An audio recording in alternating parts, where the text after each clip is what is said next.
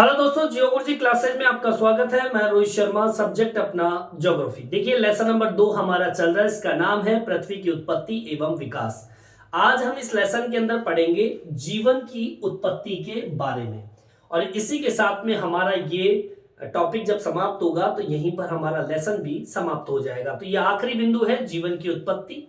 देखिए पिछली वीडियो के अंदर मैंने पृथ्वी की उत्पत्ति के बारे में बताया था, जिसके अंतर्गत मैंने स्थल मंडल, जल मंडल और वायुमंडल का विकास किस प्रकार से हुआ है उसके बारे में मैंने एक्सप्लेन करके बताया।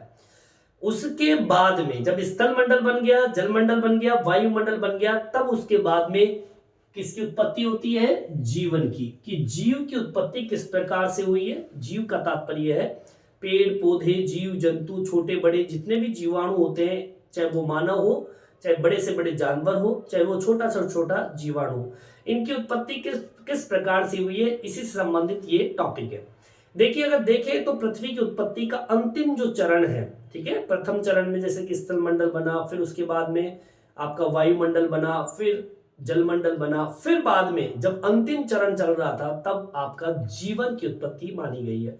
मतलब पृथ्वी की उत्पत्ति का अंतिम चरण जो है वो जीवन की उत्पत्ति से संबंधित है। उसके बाद में फिर धीरे धीरे जीवन की उत्पत्ति के बाद में उनका विकास से संबंधित ऐसी व्यवस्था हुई कि पृथ्वी की उत्पत्ति के बाद में जीवन की उत्पत्ति और उसका फिर विकास प्रारंभ हो गया। ठीक है, अब मैं बात करूं, ये तो अंतिम चरण की स्थिति है। अंतिम चरण में जीव और उसके विकास से संबंधित बात हुई। ठीक है, अब जीवन की उत्पत्ति की अगर हम बात करें तो पुराने समय में जाएं तो आरंभिक काल के अंदर जब हमारी पृथ्वी बन रही थी तब क्या पर्यावरण जीवन अनुकूल था? नहीं। हमारी पृथ्वी का आरंभिक पर्यावरण जो है या प्रारंभिक पर्यावरण की बात करें तो जीवन के लिए अनुकूल पर्यावरण नहीं था। ठीक है, फिर धीरे धीरे अनुकूल स्थिति बनी। अनुकूल स्थिति कब बनी? कि जैसे कि स्थल मंडल बना, फिर जलमंडल बना, वायुमंडल बना, फिर धीरे धीरे पर्यावरण इस प्रकार का हो गया। जब वायुमंडल बना, वायुमंडल नहीं बना था उससे पहले तो क्या स्थिति थी कि इस वायुमंडल में हाइड्रोजन और हीलियम की मात्रा ज्यादा थी, ऑक्सीजन तो बिल्कुल ही बहुत ही कम मात्रा में उपस्थित थी। इसके अलावा हाइड्रोजन, हीलियम, मीथेन, आपका अमोनिया, ऐसे कई प्रकार की गैसें इस धरातल पर आसमान में जो भी आपका वायुमंडल था उसमें मौजूद थी। फिर उसके बाद में धीरे धीरे ये भाप है, जलवाष्प है, आपका महासागर का जो पानी है, वर्षा के रूप में कार्बन डाइऑक्साइड से मिलकर जो वातावरण को सघन करता है, सघन के बाद में वर्षा होती है, तो धीरे धीरे फिर ऑक्सीजन की मात्रा बढ़ने लगती है। महासागरों की बड़ा योगदान है ऑक्सीजन की उत्पत्ति के अंदर। ठीक है ना, क्योंकि जब कार्बन डाइऑक्साइड और जो आपका जल है जब मिलता है आपस में तो एक तरीके से ऑक्सीजन का जन्म होता है। तो महासागर कहीं ना कहीं बड़े स्तर पर ऑक्सीजन की बढ़ोतरी में सहयोग करता है। ठीक है, फिर धीरे धीरे अनुकूल स्थिति बन पाई जिसके अंदर वो जीव रहने लगे। ठीक है, तो हमें अब इस टॉपिक को कहां से शुरू करना है? तो पहली लाइन आपको यही लिखनी है। क्या बताया मैंने पहली लाइन आपको? कि पृथ्वी की उत्पत्ति का अंतिम चरण, पृथ्वी की उत्पत्ति का अंतिम चरण जीवन की उत्पत्ति व उसका विकास था। ठीक है, मतलब जब हमारी पृथ्वी की उत्पत्ति हो गई और उसका जो अंतिम चरण चल रहा था तब जाके आपके किसकी उत्पत्ति हुई? जीवन की उत्पत्ति हुई और फिर उन जीवों का विकास प्रारंभ हो गया। ठीक है, अब मैं प्रारंभ की स्थिति की बात करूं तो पृथ्वी के प्रारंभिक स्थिति में पर्यावरण जीवन अनुकूलन नहीं था। मतलब अगर मैं शुरुआत की बात करूं तो हमारा पर्यावरण ऐसा था ही नहीं जिसके अंदर जीव रह सके। ठीक है, फिर मैंने आपको बताया कि धीरे धीरे फिर स्थल मंडल बना, फिर वायुमंडल बना, फिर जलमंडल बना, फिर जाके अंतिम चरण में जीव की उत्पत्ति हुई। फिर क्योंकि वातावरण इस प्रकार का बन गया कि जीव की उत्पत्ति होनी थी, लेकिन जब स्थल मंडल ही नहीं है, जलमंडल, वायुमंडल है ही नहीं, तो जीव की उत्पत्ति होगी कैसे? तो प्रथम चरण के अंदर, प्रथम चरण में स्थल मंडल, फिर वायुमंडल, फिर वायुमंडल के बाद में तीसरे नंबर पे जलमंडल और फिर अंतिम जो चरण था, चौथे नंबर का चरण, जिसके अंदर जीवन की उत्पत्ति मानी गई है, क्योंकि जीवन की उत्पत्ति के लिए ये तीनों वातावरण होना जरूरी था, स्थल, जल और वायु। फिर बाद में आपका अंतिम चरण जीवन की उत्पत्ति का प्रारंभ हो गया। अब सुनिए आगे।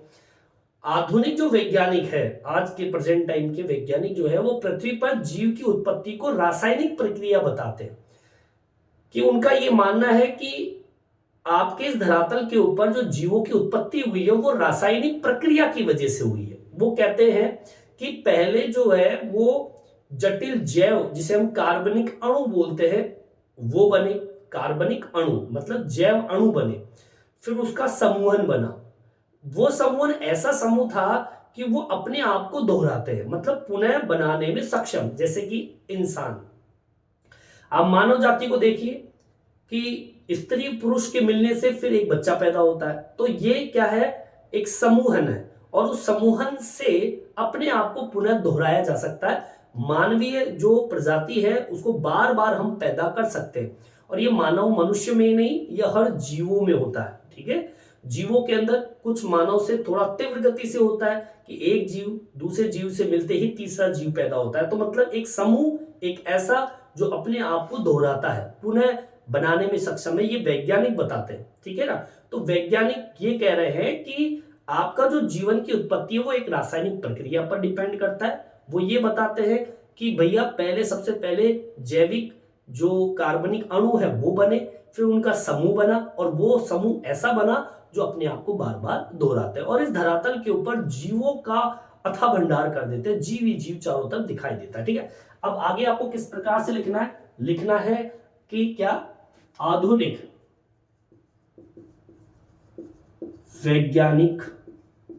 वैज्ञानिकों का कहना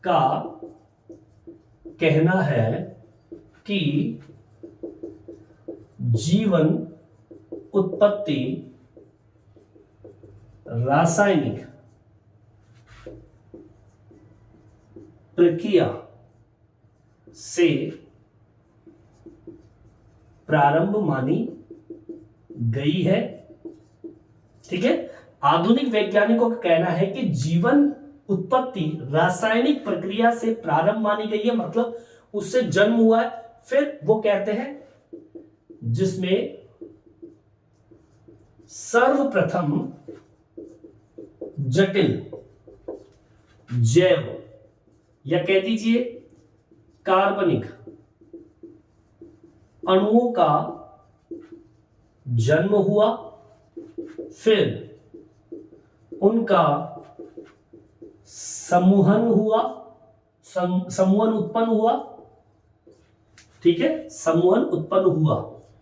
ठीक है, इसके बाद ये समूहन, ठीक है, ये जो समूह पैदा हुआ है, ये समूह ऐसा समूह था, ये समूह ऐसा समूह है, समूहन था जो अपने आप को पुनः दोहराता था। ठीक है, दोहराता था, मतलब दोहराने का मतलब यह है कि एक हमारा जन्म, फिर हम दूसरा और किसी को जन्म दे सकते हैं। कुल मिला के बात यह है कि भैया पृथ्वी की उत्पत्ति का अंतिम चरण जीवन की उत्पत्ति और उसका विकास था। पृथ्वी के आरंभिक स्थिति में पर्यावरण जीवन अनुकूल नहीं था, फिर बाद में अनुकूलन हुआ, और अनुकूलन जैसे हुआ तो जीव की उत्पत्ति हुई। जीव की उत्पत्ति हुई तो प्रारंभिक जो वैज्ञानिक, या फिर हम आधुनिक वैज्ञानिकों की बात करें तो वो कहते हैं कि जीव की उत्पत्ति एक रासायनिक प्रक्रिया है। हम तो ये मानते हैं कि भगवान ने जीवों को उत्पन्न किया, लेकिन वैज्ञानिकों का मानना यह है कि भैया रासायनिक प्रक्रिया से ही जीवों की उत्पत्ति हुई है। ठीक है, फिर वो ये कहते हैं जिसमें सर्वप्रथम एक जटिल जैव कार्बनिक अणु का जन्म हुआ, और ये जन्म जब अणुओं का हुआ तो वो एक समूह के रूप में उत्पन्न हुए, समूहन हो गया उनके बीच में, एक जीव पैदा हुआ, दूसरा जीव पैदा हुआ, तो उनके बीच में क्रिया हुई। और ये समूह ऐसा था जो एक ऐसा समूहन था जो अपने आप को पुनः दोहराता था, मतलब जन्म देता था अपने बच्चे को। ठीक है ना, और उसके दो बच्चे, दो मिलके फिर एक नया बच्चा। कहने का मतलब यह है कि जीवों से जीव उत्पन्न होता था। ठीक है, अच्छा, फिर बाद में क्या होता है सुनिए, जितने भी निर्जीव और पदार्थ है उनके अंदर भी एक जीव तत्व परिवर्तन करने में भी ये एक महत्वपूर्ण भूमिका निभाते थे। ठीक है, मतलब अपने आप को दोहराते तो थे ही थे, इसके अलावा जितनी भी वे निर्जीव पदार्थ जितने भी थे जिसमें कोई जीव नहीं है, उन जीवों को जीवित करने में भी सक्षम थे। लेकिन मैं इन वैज्ञानिकों को यह कहना चाहता हूं कि हालांकि हमारे पास में या फिर वैज्ञानिकों के पास में भी ये फुल प्रूफ नहीं है कि रासायनिक प्रक्रिया से ही जीवों की उत्पत्ति हुई है, क्योंकि मैं वैज्ञानिकों को यहां छोड़ना चाहता हूं कि आपने बिग बैंग का सिद्धांत तो पढ़ा ही होगा। इन सभी वैज्ञानिकों को एक मैसेज है कि बिग बैंग के सिद्धांत के अंदर उन्होंने ये बताया कि एक छोटे से अणु, आणविक अणु, उसके विस्फोट से ही ये ब्रह्मांड बना। ठीक है, ये तो उन्होंने बता दिया, लेकिन उन्होंने आज तक ये नहीं बता पाए कि वो एक छोटा सा कार्बनिक अणु, जो जिसे हम परमाणु, जिसे अणु बोलते हैं, परमाणु, वो परमाणु अणु कहां से आया, उसकी खोज आज भी चल रही है। अगर वो सफल होते हैं बताने के लिए तो मैं एग्री हूं, लेकिन अभी तक उनको कई सालों हो गए, सालों नहीं कई सदियां हो गई, जिनकी खोज करते करते उनको ये आज तक पता नहीं चला वैज्ञानिकों को कि वो परमाणु आया कहां से। ठीक है, क्योंकि परमाणु के विस्फोट होने से हमारे ग्रह बने, उपग्रह बने, सब कुछ बना, लेकिन आज तक वो वैज्ञानिक सफल नहीं हो पाए कि वो परमाणु छोटा सा आकाश के अंदर जो अंतरिक्ष था उसमें आया कहां से। ठीक है, यहीं पे छोड़ूंगा आपको मैं। आगे देखिए कि इसके बाद में समूहन जो है वो एक ऐसा समूह था जो अपने आप को दोहराता था, और इसी समूहन ने जितने भी निर्जीव पदार्थ थे उनको जीवित करने में भी वो सक्षम थे। समझ में आई बात? चलिए यहां तक आपके समझ में आ गया होगा। अभी और भी है जीव की उत्पत्ति से संबंधित। अब देखिए यहाँ पर तो जीव उत्पन्न हो गया, किस प्रकार से हुआ? रासायनिक प्रक्रिया से हुआ, और फिर वो एक समूह बनाते हैं, फिर समूह से बड़े जीव पैदा कर देते हैं। ठीक है, अब यहां तक आप उतार लीजिए, मैं आगे और बताना चाहूंगा आपको। देखिए आगे की ओर बढ़ते हैं। अब आपको मैं बता दूं, कोई जीव की उत्पत्ति आज से नहीं, पुराने समय से, मतलब हमारे ग्रह के ऊपर जीवन के जो चिन्ह मिले हैं, आज हम जब देखते हैं डायनासोर, हमने तो नहीं देखा डायनासोर को, लेकिन हम कई ऐसी चट्टानें देखते हैं जिसके अंदर आपको डायनासोर के कंकाल मिल जाते हैं। तो मतलब जीव की उत्पत्ति आज से नहीं, करोड़ों करोड़ों सालों से जीव की उत्पत्ति मानी गई है। अभी मैं कहूं कि 300 करोड़ साल पुरानी जितनी भी भूगर्भिक सेल है उसमें भी ऐसी संरचना मिली है जिसके अंदर शैवाल मिले। वो शैवाल की जो संरचना है आज के शैवालों से मिलती जुलती है कई गुना। तो हम ये नहीं कहेंगे कि आज की जीव की उत्पत्ति हुई है, जीवों की उत्पत्ति तो करोड़ों सालों से हो गई थी पहले ही। तो इसकी जो हमें जानकारी मिलती है वो हमें चट्टानों से मिलती है। ठीक है, तो यहां पर आपको अगली लाइन क्या जोड़नी है? हमारे ग्रहों या हमारे ग्रह पर जीव उत्पत्ति के प्रमाण भूगर्भिक चट्टानों से भी मिलते हैं। आगे ना समझ, मतलब आज भी हम किसी चट्टान को खोद के निकालते हैं तो हमें जीवाश्म के रूप में, किसके रूप में? जीवाश्म के रूप में मिलते हैं आज भी। वो कहीं ना कहीं उन चट्टानों में, उन मिट्टी के अंदर दबे रह जाते हैं, और आज हमें जब खुदाई करते हैं तो वो आपको मिलते हैं, जीवन के या जीव की उत्पत्ति के प्रमाण आपको मिलते हैं। ठीक है, 300 करोड़ साल पुरानी भूगर्भिक सेलों में भी ये पाई जाने वाली संरचना आज की शैवाल की संरचना से बिल्कुल मिलती जुलती है। मतलब 300 करोड़ साल पुरानी जितनी भी चट्टानें हैं उसमें भी शैवाल जो मिलते हैं और आज के जो शैवाल मिलते हैं दोनों मिलते जुलते हैं। मतलब ये शैवाल आज जन्म नहीं हुआ, 300 करोड़ साल पुराने शैवाल है। ठीक है, जिनका जन्म आज से 300 करोड़ साल पहले हो चुका था। 300 करोड़ साल पुरानी भूगर्भिक सेलों में उपस्थित शैवाल आज के शैवालों से मिलते जुलते हैं। ठीक है, आगे बात समझ में, जीव का विकास लगभग 380 करोड़ वर्ष पहले आरंभ हो चुका था। आज नहीं, 380 करोड़, ये भी मेंशन कर दीजिए। जीवन का आरंभ पृथ्वी पर 380 करोड़ साल पहले प्रारंभ हो गया था। आज कोई जीव की उत्पत्ति नहीं हुई है। 380 करोड़ साल पहले ही हमारे इस धरातल पर जीवों की उत्पत्ति हो गई थी। पहले एक कोशीय जीवाणु थे, आज मनुष्य तक जीव का विकास हो चुका है। पहले एक कोशीय जीवाणु, पहले एक कोशीय जीवाणु थे और आज मनुष्यों तक का भी जन्म हो गया। समझ में आई बात?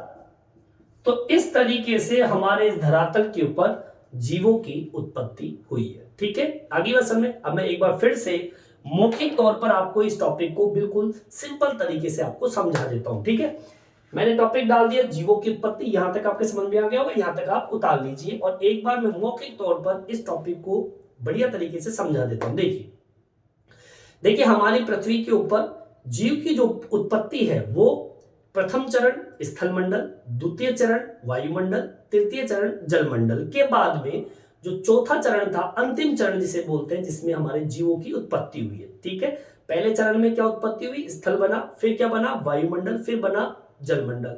उसके बाद में तो फिर आराम से ऐसा वायुमंडल तैयार हो गया जिसके अंदर जीव रह सकते हैं। तो अंतिम चरण में पृथ्वी की उत्पत्ति का जब अंतिम चरण चल रहा था तब जीव की उत्पत्ति हुई और फिर उनका विकास प्रारंभ हो गया। ठीक है, क्योंकि पहले पर्यावरण जीवन के अनुकूल नहीं था, आज पर्यावरण अनुकूल है जीवों के लिए। फिर हमारे वैज्ञानिक देखते हैं जीवों की उत्पत्ति को, तो वैज्ञानिक ये कहते हैं कि हमारे जो जीव उत्पन्न हुए हैं वो कोई भगवान की देन नहीं है। वो कहते हैं, वैज्ञानिक कह रहे हैं, वैज्ञानिक ये कहते हैं कि रासायनिक प्रक्रिया से जीवों की उत्पत्ति हुई है। मेरा तो मानना है भगवान को कि भगवान की वजह से ही हम उत्पत्ति हुई है, लेकिन वैज्ञानिकों को मानना है कि रासायनिक प्रक्रिया से हम लोग बने। पहले वैज्ञानिक कहते हैं कि भाई रासायनिक प्रक्रिया से जीवों की उत्पत्ति हुई है, तो वो कहते हैं कि सबसे पहले जैव अणु बने, मतलब कार्बनिक अणु बने, फिर एक बना, फिर उनका समूह बन गया। ठीक है, वो एक ऐसा समूह बना जो कि अपने आप को दोहराते हैं, मतलब वो पुनः बार बार बनते हैं, मतलब बनने में सक्षम है। जितने भी आपके निर्जीव और पदार्थ है उनको जीवित तत्वों में परिवर्तन भी कर सकते थे, वो ऐसा समूह था, ऐसा कार्बनिक अणु था। हमारे ग्रह पर जीवन के जो चिन्ह मिले हैं वो लगभग काफी करोड़ों अरबों साल पहले चट्टानों में मौजूद थे। आज जीवाश्म के रूप में हमें खुदाई के तौर पर मिलते हैं कि आज जीवन उत्पत्ति नहीं हुई है, करोड़ों सालों पहले ही जीवों की उत्पत्ति हो गई थी। वो मिट्टी में दब गए किन्हीं कारणों से, भूकंप या ज्वालामुखी कुछ भी हो सकता है उस टाइम पे, तो वो सब पृथ्वी के नीचे दब गए। आज हम जब भी खुदाई करते हैं तो डायनासोर के जीवों की उत्पत्ति चट्टानों में उनके कंकाल मिलते हैं, तो हमको ये तो पता है कि करोड़ों साल पहले बड़े बड़े डायनासोर हुआ करते थे। मतलब जीव आज नहीं, काफी पुराने समय से जीवों की उत्पत्ति हो चुकी है। 300 करोड़ साल पुरानी भूगर्भिक सेलों के अंदर पाई जाने वाली छोटे छोटे जो शैवाल है, सूक्ष्मदर्शी है, जिसको हम बहुत ही बारीकी से देख सकते हैं, वैसे शैवाल आज की संरचना में मिलते जुलते आपको दिखाई देंगे। और अंतिम लाइन मैंने आपको बताई थी कि जीवों का आरंभ जो है वो पृथ्वी पर 380 करोड़ साल पहले हो गया था। सबसे पहले एक कोशीय जीव आए और उसके बाद में फिर बहुकोशीय, जैसे मानव, ये सब कुछ अपना जीवन यापन आज धरातल पे कर रहे हैं और अपना विकास कर रहे हैं। तो इस प्रकार से इस लेसन का आखिरी बिंदु जीवन की उत्पत्ति समाप्त होता है। नेक्स्ट वीडियो में हम मिलेंगे लेसन नंबर 3 के साथ। इस वीडियो में इतना ही। ये वीडियो आपको कैसा लगा कमेंट्स करके जरूर बताएं और मेरे चैनल को सब्सक्राइब जरूर से जरूर करें, जिससे नए नए वीडियो आप तक पहुंचा सकूं। धन्यवाद।